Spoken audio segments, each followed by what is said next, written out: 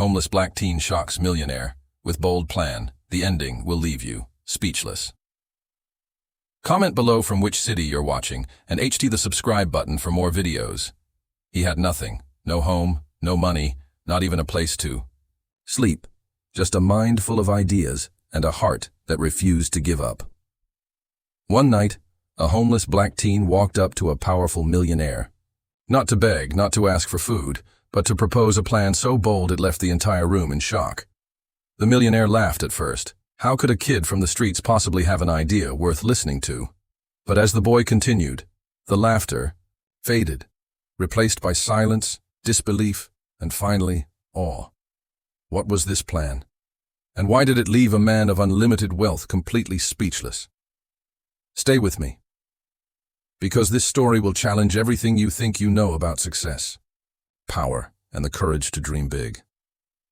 The city never slept. Skyscrapers glittered with golden lights, while car horns and laughter echoed through the streets. For most people, nightfall meant comfort, dinner with family, a warm bed, maybe a movie on the couch. But for one young boy, the darkness meant survival. 17-year-old Malik Carter wasn't like the other kids his age. While they scrolled through phones or studied in quiet homes, Malik searched alleys for cardboard to sleep on and collected scraps of food that strangers tossed away. Without a second thought, his life had been stripped down to the bare minimum: one ragged hoodie, one pair of worn shoes, and an old backpack carrying the only thing he valued most, a tattered notebook filled with his dreams. Malik had been homeless for nearly 2 years. His mother had passed away suddenly, and his father had disappeared long before that. The foster system shuffled him around until, one night, he simply stopped going back. "Better the streets than another house that doesn't want me," he would whisper to himself. But what set Malik apart from other kids in his situation was his mind. He had a way of seeing things differently, of looking at problems and imagining solutions others thought impossible. In that battered notebook, under flickering street lamps, he scribbled designs for businesses, inventions, and bold strategies that seemed far too advanced for someone his age. Still, dreams don't fill stomachs. And every day, Malik wrestled with a painful truth. Who would ever listen to a homeless teenager? Across the city, in the tallest tower overlooking the skyline, lived Daniel Whitmore, a man who seemed to have everything Malik didn't. A billionaire entrepreneur, Daniel was known for his cold precision and no-nonsense approach to business. His glass-walled office symbolized his life, transparent in ambition, impenetrable in reality. People admired him, feared him, envied him. But Daniel wasn't a man who gave second chances easily. He believed in results, in numbers, in the brutal truth of success. "Ideas are worthless without execution," he would tell his board, "and execution costs money." To him, the world was divided between those who built empires and those who wasted time talking about it. The city worshipped him.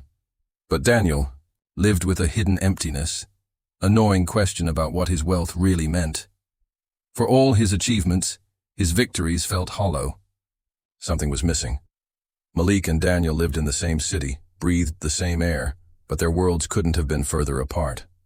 One survived night by night, the other owned the skyline, and yet fate was about to weave their paths together. It started one rainy evening. Malik was huddled under a cracked bus stop roof, shielding his notebook from the downpour as he wrote furiously. He didn't notice the sleek black car parked across the street. Inside sat Daniel Whitmore, scrolling through his phone while his driver waited. When Daniel's eyes lifted for a brief second, he caught sight of Malik, soaked, shivering, but still writing with a focus so intense it seemed the storm didn't exist. Something about the boy's determination struck him. It was unusual. Most homeless kids Daniel had seen were either begging or defeated. But this one, he looked like he was preparing for war. Daniel dismissed it at first. He wasn't the type to care about strangers. Yet that image, a boy with nothing, still writing as if the future depended on it, lingered in his mind. Malik had no idea he'd been noticed. He only knew one thing. If he didn't find someone to believe in his idea soon, it would die in that notebook, forever. He had drawn up a plan for a project so bold, so game-changing, that he believed it could reshape the city's future. But who would take him seriously? No teacher to recommend him. No money to patent his work. No family to vouch for him. Still, Malik made a silent promise to himself. One day, someone will hear me. And when they do, I'll prove that where you start doesn't define where you end. Weeks later, an opportunity appeared in the most unlikely place. Daniel Whitmore was scheduled to attend a private community event, a gala meant to showcase innovative youth. It was a polished event, filled with handshakes, speeches, and the city's elite. But Malik had learned about it through a flyer someone dropped on the street. He stared at the crumpled paper for hours, his heart pounding. He had no ticket, no invitation, no polished clothes. But he had something none of the other kids had. A plan so powerful, it could not be ignored. And in that moment, Malik made the most dangerous decision of his young life. He was going to crash the event. Not to beg, not to ask for charity, but to walk straight up to the most powerful man in the Yai room, Daniel Whitmore himself, and present his vision. The odds were insane. Security would throw him out the second they saw his ragged shoes. People would laugh at him. Daniel would dismiss him as just another desperate kid. But Malik didn't care anymore. He had spent too long in silence, too long watching his dreams fade into the night. This was it, his only shot. What neither Malik nor Daniel knew was that this bold decision would set off a chain of events that would test pride, power, and the meaning of true success. A boy from the streets, a man from the top, and one idea that could change them both forever. The grand ballroom glittered like a dream Malik had never dared to imagine. Chandeliers poured golden light across polished marble floors. Elegant gowns shimmered as the city's wealthiest elites mingled, their laughter echoing through the high ceilings. Waiters floated past with trays of champagne, their crisp uniforms spotless. Malik stood in the shadows just outside the main entrance, heart thundering so loudly he thought it might give him away. His hoodie was damp, his shoes scuffed, his hands trembling around the tattered notebook that had carried his dreams for years. Every instinct told him to turn back. Security guards in black suits flanked the doors, scanning the crowd with sharp, hawk-like eyes. Inside, the distance between who he was and who they were stretched like a chasm. But Malik clenched his jaw. No, this is my moment. He slipped into the crowd when a group of guests arrived in a rush, his head low, shoulders tight. The air inside smelled of perfume and wealth. He stuck out like a scar, but the bustle of arrivals shielded him. For a moment, relief washed over him. He had made it in, yet the real challenge had only just begun. At the far end of the room, standing beneath a massive banner that read, "Celebrating Innovation, the Next Generation," was Daniel Whitmore. Impeccable in his tailored suit, he commanded attention with the sheer gravity of his presence. Conversations seemed to pause when he moved. People hung on his every word. Malik froze. There he was, the man who owned the skyline, the man who could change his life with a single decision. But how could Malik, a homeless teen in ragged clothes, even get close to him without being dragged out? The speeches began. A host announced, young innovators, polished students in gleaming suits and dresses stepping onto the stage. They showcased polished projects, apps, gadgets, social programs. The audience clapped politely, sipped champagne, and whispered about investments. Malik's chest tightened. Their presentations looked rehearsed, safe. His idea was different, raw, radical, dangerous. If he stayed silent, his chance would vanish forever. Suddenly the words echoed in his head. Better the streets than another house that doesn't want me. He had already lost everything once. What more could they take from him? Before he realized what he was doing, Malik was moving. Step by step, he edged closer to the stage. Security noticed him, eyes narrowing, bodies shifting. One guard whispered into his earpiece. The host smiled, introducing the final student, but Malik's voice cut through the air. "Wait!" The room fell silent. Hundreds of eyes snapped toward him. The spotlight, literally and figuratively, was now his. Gasps rippled through the crowd. Whispers hissed. "Who is he? Is he even invited? Look at his clothes." A security guard lunged forward, grabbing Malik's arm, but Malik held up his notebook like a shield. His voice cracked, but it carried, "I have a plan, a real plan that could change this city, and I'm not leaving until I'm heard." The room buzzed with chaos. The host gestured for security. Guests murmured, some sneering, others curious. Daniel. Whitmore's cold gaze locked on Malik. "Let him speak," Daniel said. The room froze. Security hesitated, then stepped back reluctantly. Malik swallowed hard. His legs shook, but fire burned in his chest. This was it, the moment that would define him. He opened the notebook, pages stained and torn, and began to speak. His words tumbled out raw and unpolished, but they carried a power rehearsed through years of hardship. He spoke of the city's wasted resources, of overlooked neighborhoods drowning in poverty, of potential that died young because no one invested in it. He described a system, a self-sustaining model that would take abandoned buildings and convert them into centers for education, innovation, and small business growth. He explained how each center would generate jobs, provide shelter, and empower people to lift themselves up. It wasn't charity, it was opportunity. "This isn't just about money," Malik's voice rose, trembling but fierce. "It's about dignity. It's about giving people like me a chance to prove we're more than the streets we're stuck in." The audience shifted. Some leaned forward, intrigued. Others rolled their eyes. A few whispered mockingly. But Daniel's expression didn't change. He stood still, eyes narrowed, analyzing every word. Then came the barrage. "Ridiculous," shouted a businessman in the front row. "This boy's plan is fantasy." "He doesn't even belong here," a woman muttered. Laughter echoed from the back. The rejection hit Malik like a punch. His hands trembled, his vision blurred. For a moment the old doubt surged back. Maybe they're right. Maybe I don't belong here. But then he remembered nights in the rain, writing until his fingers went numb. He remembered his mother's voice before she died. "Don't ever let them tell you what you can't do."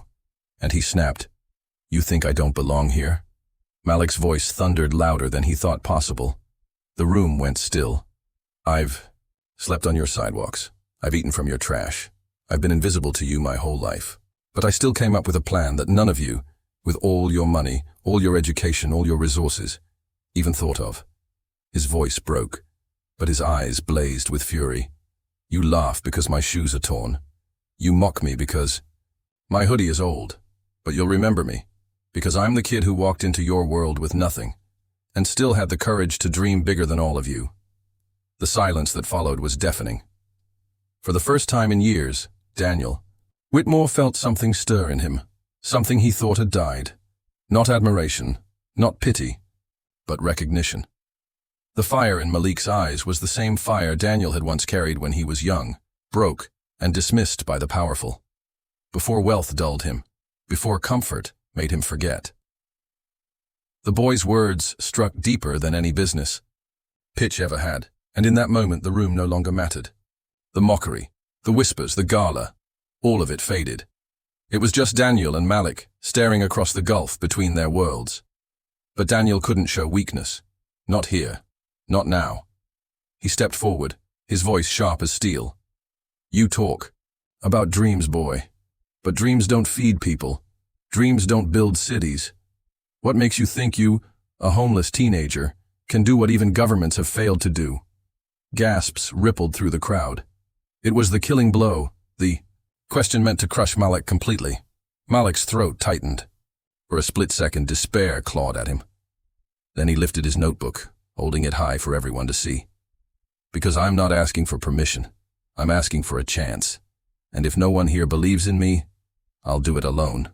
The odd words hung in the air like lightning. The crowd erupted. Some applauded, others scoffed. Security hovered uncertainly. But Daniel? He just stared. A long, heavy silence stretched between him and Malik. And then, slowly, Daniel smiled. Not the polished smile of a billionaire, but the faint, dangerous smile of a man who had just remembered what it felt like to be hungry. "Interesting," Daniel said softly. The room leaned in. Malik's chest rose and fell like a drum. He had nothing left to lose. He had laid his soul bare. And in that moment, when the weight of silence pressed down like thunder, the question hung in the air. Would Daniel Whitmore crush him? Or take the risk that could change both their lives forever? The room was still. For the first time in years, the millionaire wasn't the one speaking, commanding, or dictating the future. Instead, it was a boy, a homeless teenager, standing in front of him with fire in his eyes and a notebook clutched in his hand. The plan had been bold. Too bold, perhaps. It challenged the millionaire's thinking, tore apart the excuses people made for why the poor stay poor, and dared to suggest that even with nothing, something great could still be built. The silence stretched. And then, the millionaire did something no one expected. He stood up. Slowly, deliberately, he pushed his chair back and extended his hand. "Son," he said quietly, his voice thick with emotion. "You may not know it yet, but you just changed my life." The ISIS teen, whose name was Malik, could hardly believe it. He had risked everything, his dignity, his only chance at being heard, and he had expected ridicule, maybe even anger. But instead, he had found a door opening. The millionaire, Daniel Whitmore, was no ordinary businessman. He had built an empire, but he had also grown bitter, cynical, and distrusting of ideas that came from anyone but his own circle. And yet, Malik's courage had pierced through that wall. "Here's what we'll do," Daniel continued, his tone shifting from awe to authority. "I will fund the foundation of your plan. But you must lead it. You must prove that your vision is as strong as your words." Malik's heart pounded. A boy from the streets, suddenly handed an opportunity most people could only dream of, but it wasn't just a gift. It was a challenge. The weeks that followed were harder than anything Malik had faced on the streets. Suddenly, he was in boardrooms filled with polished executives, speaking a language he barely understood. He stumbled, he made mistakes, and more than once, he thought of walking away. But every time doubt crept in, he remembered the long nights under streetlights, scribbling in that notebook. He remembered the hunger that gnawed at his stomach, the cold that froze his bones, and the faces of other kids just like him. Kids who had no one to believe in them. That was who he was fighting. And Daniel, for all his wealth and power, began to see something he hadn't felt in decades. Hope. Watching Malik was like watching a mirror of his younger self. Only this time, it was sharper, braver, untouched by greed. Not everyone approved. Some of Daniel's advisors mocked the decision. A homeless kid running a project of this scale? Impossible. But Malik proved them wrong step by step. He listened more than he spoke. He asked questions no one dared to ask. And most importantly, he worked harder than anyone in the room. When the first small success came, a community center built from the ground up, staffed by volunteers, funded not just by Daniel's money, but by Malik's relentless vision, even the critics had to stop and stare. It wasn't just a building. It was proof. Proof that ideas don't belong only to the rich, that genius can come from the streets, and that courage can rewrite destiny. Months later, at a press conference packed with cameras, Daniel was asked a question. Why invest in a homeless teenager's dream? Aren't there safer options? The room buzzed with anticipation. Daniel paused, then gestured for Malik to step up to the podium. Malik took a deep breath, his hands trembling slightly as he held that same battered notebook. He looked out at the sea of faces, reporters, skeptics, dreamers, and spoke. "Because my life has taught me this. Talent is everywhere, but opportunity is not. If all you do is invest in people who already have everything, the world never changes. But if you invest in the ones who have nothing, except determination, you create miracles." The room erupted in applause, and for Daniel, watching from the side, it wasn't just applause, it was vindication. Malik's project grew beyond anyone's imagination. First one community center, then 5. Then mentorship programs, scholarships, and business incubators for young people who had been written off by society. Each success story became a headline. Each life changed was proof that the plan had worked. And yet, Malik never forgot where he came from. He still walked the streets where he once slept. He still carried that notebook, though its pages were now worn thin and nearly falling apart. But instead of being the boy under the streetlight, he had become the light for others. For Daniel, the journey was just as transformative. The man who once measured his worth in profit margins began measuring it in lives touched.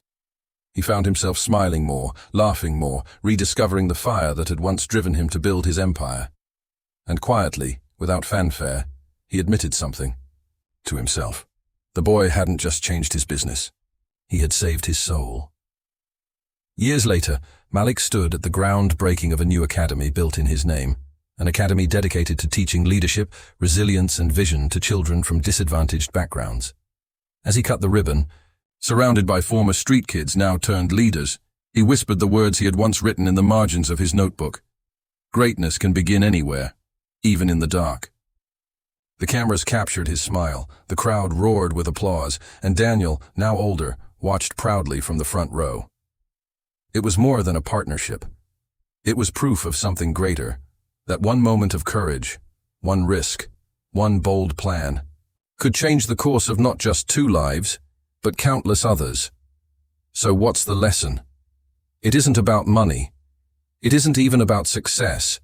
It's about the courage to speak when no one is listening, and the humility to listen when no one expects you to.